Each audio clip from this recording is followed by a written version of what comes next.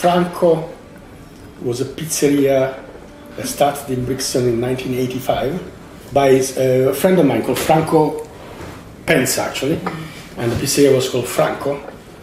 And because he wasn't there anymore, he lives in Spain, I call it Franco Manca, which means missing Franco, Franco is missing.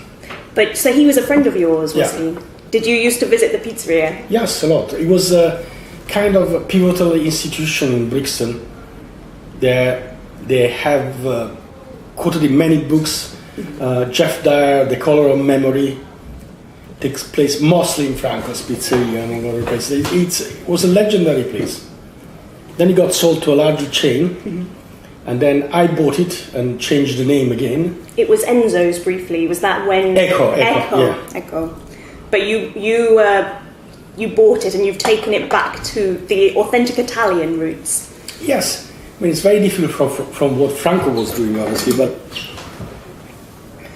I put a wood oven built by artisans with brick, so it's authentic because of the knowledge of using those very hot flame ovens. 500 degrees plus, I think Yes. I heard one of your colleagues quote, which is spectacular. It is, yes, but it's the way to do like a soft product, and it's the classical route that took about 2,000 years to develop in Naples. So we have the right equipment to do that. But now, as well as opening other Franco Mancas across London, you've written a book so people can cook the sourdough. It's a sourdough base, isn't it, that you favour? They can cook this at home now as well. Yes, we are trying to devise a system to cook pizza with a very long fermentation or sourdough at home, which uses a skillet, an iron pan, because the key thing for a pizza is that it gets a lot of heat within the first 1 minute and a half. And the domestic oven, we tried, they never get this heat.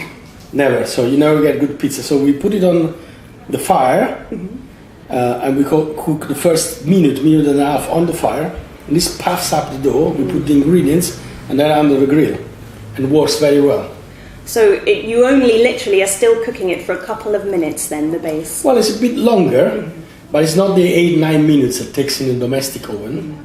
And it depends on the oven and your ability, it will vary, but it's still very fast and the most important thing is that it gets this very strong kick from the heat on the iron pan.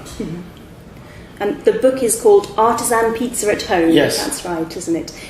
And a lot of your products there you're sourcing from the UK but using Italian methods. Yeah, that's the key of Franco Manca. Like fior di latte, the mozzarella we use for pizza, is a very fresh ingredient, very alive. It never lasts more than 3 days.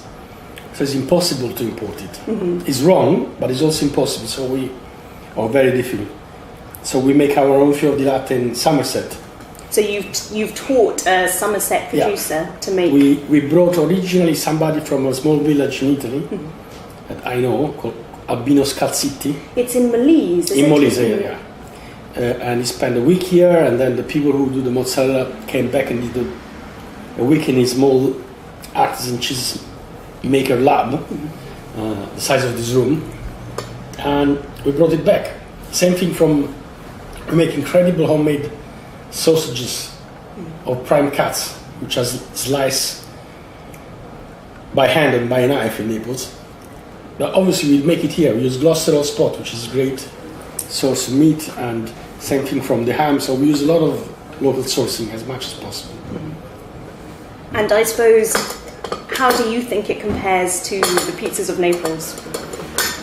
I think it's